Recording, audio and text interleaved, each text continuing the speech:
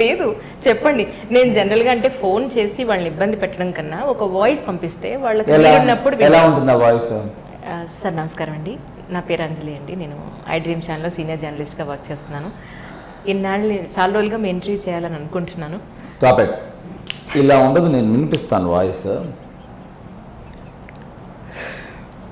Hello అండి, నేను అంజలిని మాట్లాడుతున్నాను. ఎలా ఉన్నారు, బాగున్నారా?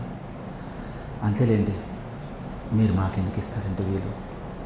మొన్ననే చూశానండి మీ ఇంటర్వ్యూ, ఇవ్వండి అందరికీ ఇవ్వండి అనగానే నాకు మనసులో తూరురు తూరురు అనగానే అక్కడ మళ్ళీ నాకంత భాగ్యం ఉంటుందంట మీతో ఇంటర్వ్యూ చేసేది, అది నిజమేమో అనే ఒక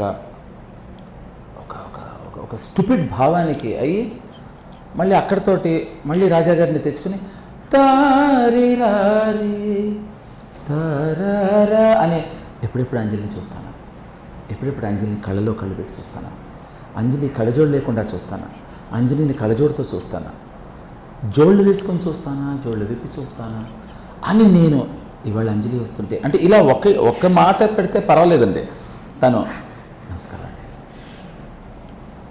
ఎలా ఉన్నారు, బాగానే ఉంటారులేండి, నాకు ఎందుకు ఇస్తారులేండి ఇంటర్వ్యూ అంటే నేను రెడ్ టీషర్ట్ వేసుకుందాం ఇంటర్వ్యూకి అనుకునే నేను వద్దులే, ప్లెజెంట్గా ఉండాలి, అంజలి అంత ప్లెజెంట్గా మాట్లాడుతుంది అని నమ్మి ఉంటే ఈ అమ్మాయి అసలు స్వరూపం ఏప్రిల్ 1 రోజున పటాపంచలైంది. నేను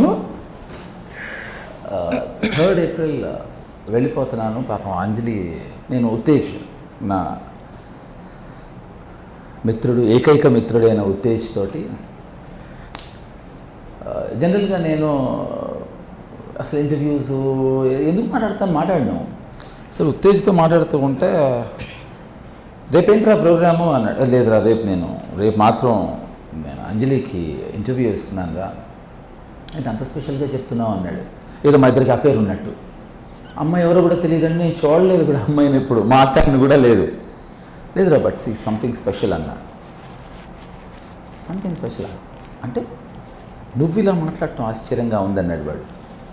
కదరా, చాలా పద్ధతిగా ఒక భావోద్రేకంతో జెన్యున్ ఇమోషన్తో రా దిల్సే అనే ప్రోగ్రాం అమ్మాయిని చూసిన తర్వాతే ఆ పేరు పెట్టుంటారా,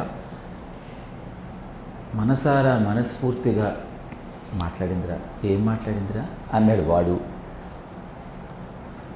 హలో అండి సార్, నేను వినిపిస్తాను. ఏమండి బాగానే ఉంటారులేండి, ఇది భావ్యమా అని మాట్లాడిందిరా. ఈ జనరేషన్లో ఇలాంటి అమ్మాయిలు ఉన్నారు అంటే నాకు నచ్చిందిరా అంటే వాడు చాలా అరగెంట్గా ఉత్తేజ్ నాతో అలా చేయడు. వాడు ఫోన్ తీసి అంటున్నాడు. నేను ఎప్పుడూ ఇలా ఏ అమ్మాయి గురించి వాడి దగ్గర, నా చిన్నప్పుడు ఫ్రెండ్ అండి వాడు, ఇన్ఫ్యాక్ట్ నన్ను రాముగారికి పరిచయం చేసింది వాడే. ఎప్పుడు అసలు అమ్మాయిలు టాపిక్ మాట్లాడాలి, నేను మాట్లాడుతున్నందుకు ఏంటి చక్రి మారిపోయాడా అని అనుకుంటున్నాడు అని ఏదో నా బ్యాక్గ్రౌండ్ స్కోర్ నేను వేసుకుంటున్నాను మనసులో అన్నాడు. ఏంటి అని చూస్తే same emotion, same voice, same message. నమస్కారం అండి ఉత్తేజ్ గారు, బాగున్నారా? ఇది మీకు భావ్యమా? అంతేలేండి, మాకెందుకు ఇస్తారంటారు. నేను ఒక్క సెకండ్కి అంటే నేను తెలియకుండా అండి అంజలితో ఇంటర్వ్యూ అనగానే అంజలి అంజలి అనే పాట కూడా మనసులో అసలు ఇలా టటటటటటట అని నేను ఒక్క నిమిషం రా అని అన్నాడు. Same message, same. ఏమండి పేరు మార్చింది తప్ప same emotion, same affection, same love. నాతో మళ్ళీ నేను మీ ఫ్యాన్ అండి, అంతేలేండి, ఫ్యాన్స్ ఇలాగే చేస్తాను సేమ్. అస్సలు అప్పుడు అర్థమైంది నాకు, నటన కాదు కేవలం వరం, అది కృషి సాధనల అంజలికే స్వయంవరం. నేను ఆయనకి నిజంగా నేను ఫ్యాన్ అని పెట్టలేదు, మీకు పెట్టాను. కాదు, నేను నాకు చెప్తున్నా అదొక్కటి తప్ప సేమ్ టు సేమ్. అంటే నాకు అప్పుడు అర్థమైంది ఏంటంటే, మామూలుగా మనం ఒక థ్యాంక్ యూ వెరీ మచ్ అని ఒక మెసేజ్ పెట్టుకుని ఎవడైనా హ్యాపీ బర్త్డే అంటే తీసి పేస్ట్ చేస్తూ ఉంటాం. సో అంజలి ఏం చేస్తుంది అంటే ఆ ముందర పేరు మార్చి ఉత్తేజ్ గారు చాలు పెట్టే అది అయిపోయింది, వీడిది అయిపోయింది. నెక్స్ట్ ఇది మీకు భావ్యమా, స్క్రిప్ట్ సేమ్, మళ్ళీ చదవదు, తీసి చక్రి గారు మరి చూసుకుంటుంది అనమాట, మళ్ళీ విని చక్రి గారు ఇది బాగుంది అని పెట్టి. అంటే అండి నేను ఎంత అసలు ఒక అంటే నిజంగా 3 ఏళ్ళుగా అంజలితో ఇంటర్వ్యూ, అంటే అసలు అంజలిని చూసినప్పుడు తెలియని ఒక చిన్న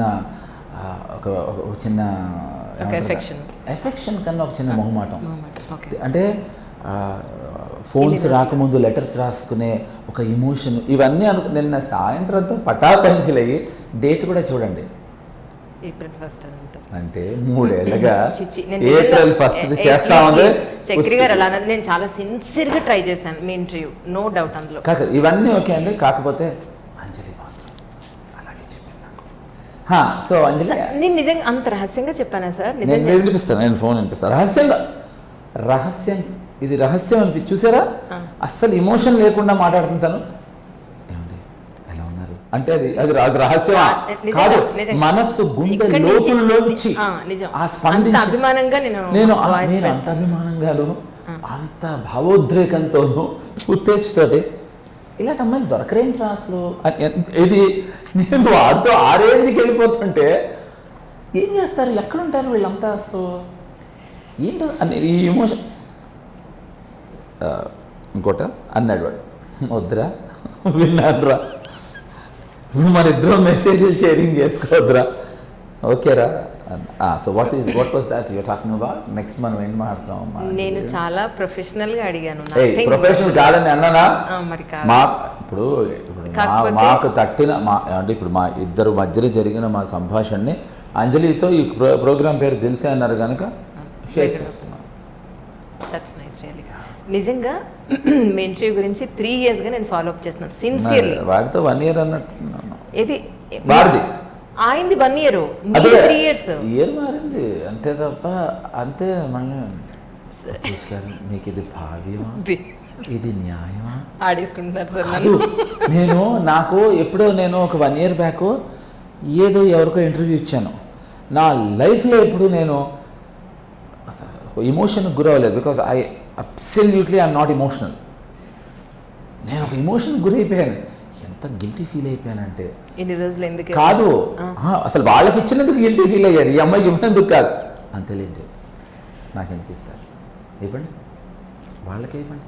అంటే మన అప్నా కోయి మన దిల్సే అని అని ఒక సొంత స్క్రిప్ట్ రాసుకున్నానండి. బట్ ఎనీవేస్, కానీ ఏప్రిల్ 1 రోజునే ఇది పటాపంచలు అవటం అనేది నాకు అసలు ఎంత సింబాలిక్గా ఐఎమ్ ఏ ఫూల్ అని, యువర్ ఎ ఫూల్ అని ప్రూవ్ చేసింది. Yes, please get going with your interview. Nagulapati Srinivas Chakravarthi garu అని అంటే మిమ్మల్ని గుర్తుపెట్టేది ఎవరు? ఓన్లీ ఫ్యామిలీ మెంబర్స్ అని వాళ్ళు కూడా గుర్తుపట్టండి కదా, ఎవరు గుర్తుపట్టరు. అంటే అమ్మ నన్ను అసలు ఇంటి పేరుతో ఒంటి పేరుతో పిలవదు కదా, అమ్మ బాబు అని పిలుస్తారు ఇంట్లో. సో ఐ డోంట్ నో అసలు మా మదర్ నన్ను ఎప్పుడైనా చక్రవర్తి అని పిలిచారో కూడా తెలియదు నాకు. I don't know. మా అక్క నన్ను తమ్ము అని పిలుస్తుంది. Okay. So and as I said, I don't have friends, but ఉన్న friends very little ones, like Uttej అవ్వచ్చు, ఇంకోళ్ళు అవ్వచ్చు, నా అక్వెంటెన్సెస్ అవ్వచ్చు, వాళ్ళందరూ they call me Chakri. So no, కేవలం నేను కూడా పేరు ఫ్లైట్ ఎక్కినప్పుడు మాత్రమే ఇలా ఆధార్ కార్డులో చూపించినప్పుడు తప్ప దేనికి వెనక్కి రాదు. ఓకే. డోర్కి ఏదో అంటించారు, స్టూపిడ్స్కి టైం లేదని. అది నిన్న సాయంత్రం 7:30 తర్వాత డోర్కి పెట్టాను. ఎందుకో నా ఇష్టం, నా డోరు.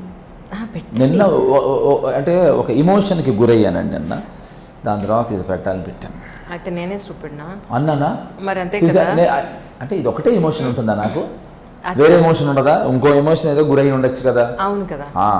ఓకే. సో అంటే ఇప్పుడు చాలామందికి అండర్ ప్లేయింగ్ చేస్తూ ఉంటారు అంజలి. బాగున్నారండి, మీరు చాలా మంచివారు, మీరు చాలా మంచి, not you, no I'm not saying. చాలామంది అండర్ ప్లే చేస్తారు. ఎలా తెలుసా? మీరు చాలా గొప్పవారండి ముందు ఒక అంటూ మాట. ఉంటారుగా. అందరం అదే మాట్లాడతాం, ముందు వెనకాల అందరం అలాగే మాట్లాడతాం, ఏది నిజం చెప్పాం. అందరం every one of us pretend. నేను దాని గురించి మాట్లాడలేదు. మీరు ఒకరు, ఆర్జీవి గారు ఒకరు, మీకు కొంత బంచ్ ఆఫ్ గ్రూప్ ఉంది. అందుకే వాళ్ళు మాత్రమే మమ్మల్ని పిచ్చోళ్ళు అందుకనే అంటారు. వాళ్ళు మాత్రమే మొహం మీద కుండ బదులు కొట్టినట్టు మాట్లాడేస్తారు. అందుకనే పిచ్చోళ్ళు అంటారు. ఎందుకంటే అది అలా పక్కగా- ఏమనుకోవట్లే, ఇంటెలిజెన్స్ అంటున్నారు తెలుసా మీకు, అంటారు. ఇంటెలెక్చువల్స్ అంటున్నారు.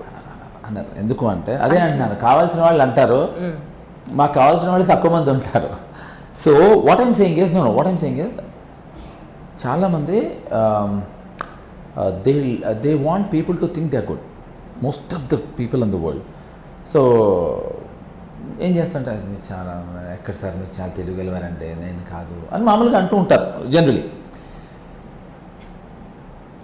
నా ప్రాబ్లం ఏంటంటే అంత టైం వేస్ట్ అయిపోతూ ఉంటుంది. ఇప్పుడు వాడు నాకన్నా ఇంటెలిజెంట్ కాదు అని తెలిసినప్పుడు కూడా ప్రిటెండ్ చేసి మాట్లాడుతూ ఉంటారు. సో మనం ఇంటెలిజెంట్ అని చెప్పేయాలి. అండర్ ప్లేయింగ్, సబార్డినేషన్ చేయకూడదు.